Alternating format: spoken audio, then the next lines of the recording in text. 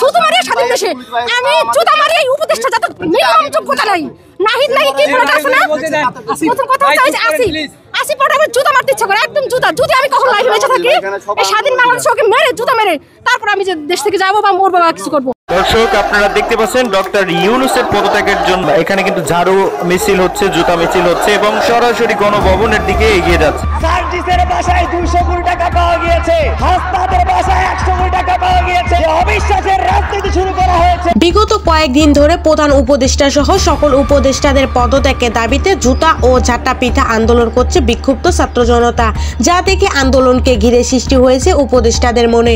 সম্পূর্ণ খবর জানতে সাথেই থাকুন। পদত্যাগের দাবিতে সারা দেশে জুতা ও ঝাঁটা আন্দোলন করছে বিক্ষুব্ধ ছাত্র জনতা।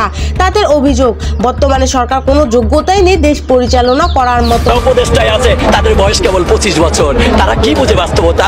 তাদের বয়সটা যদি 30 বছর তাইলে তারা বুঝতে পারে। আমি কি বললাম 4 দিন কইরা আমি 8 মাস কি খাবো? আমি কি ভিক্ষে করে খাবো? তাদেরকে বিলম্বে পদত্যাগ করতে হবে। সারা দেশে এমন অসহযোগ আন্দোলন দেখে কিছুটা আতঙ্ক সৃষ্টি হয়েছে উপদেষ্টাদের মনে এবং দ্রুত এই আন্দোলন বন্ধের জন্য হুঁশিয়ারিও দিয়েছেন তারা।